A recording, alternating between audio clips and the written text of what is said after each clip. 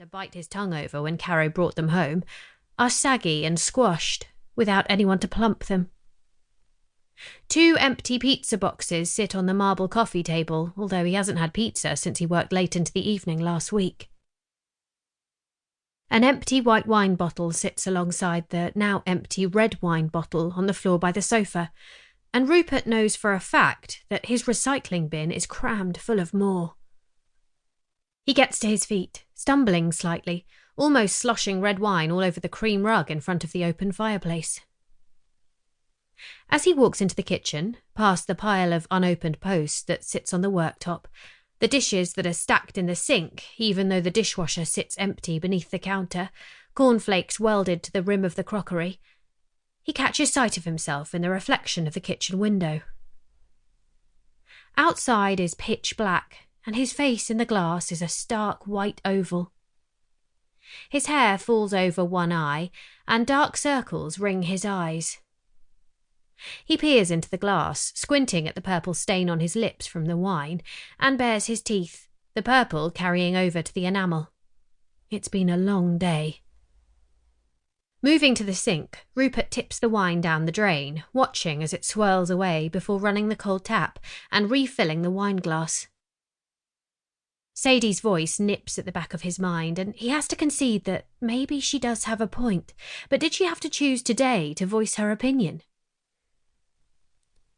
Rupert slides into a kitchen chair, weariness infusing his bones. Today was not the best day for Sadie to tell him to get his act together. Today was Caro's memorial. He closes his eyes and takes a sip of water, the liquid cold on his tongue and leaving his mouth full of a sharp, metallic taste. The death knock, he believes that's what they call it. That hard, fast knock that signals the beginning of the end of something for a family. When that knock came at Rupert's door on a miserable, wet January evening, the bare branches of the trees bending and swaying in the wind as rain began to lash at the windows, Rupert knew he would open the door to the police. He'd been waiting for the knock for 3 days. He knew what they would tell him, and his stomach had rolled as he pulled the door open, slowly, as if to delay the moment. "Mr. Osborne Milligan?" They'd stood there, grim-faced, before he'd nodded and let them into the house, and they'd told him that they'd found her car, that it was found not far from the Severn Bridge, with her purse and a card, with a single word scrawled across it, "Sorry," on the passenger seat inside. That, given her state of mind and previous history, they were in no doubt about what she had done.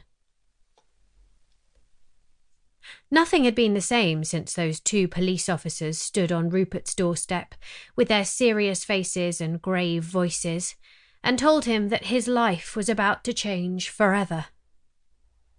Everything is washed out, faded, blurred, by a persistent tug of guilt every time he lets himself think of her.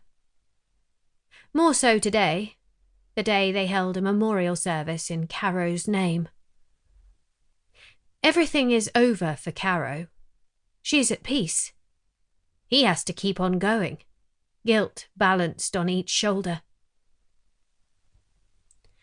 The church had been freezing cold earlier this morning, despite the weak sunshine outside, as they all shuffled in and sat straight-backed, waiting for the vicar to start his speech.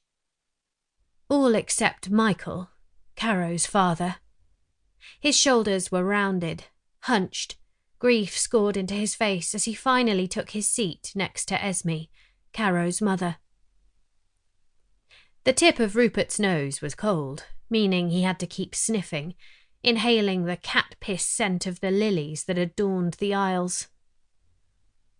Thinking he was crying, Esme turned to pat his hand, a tissue pressed against her own nose, and he was grateful when numbness overtook him as the vicar stood to give Caro's eulogy.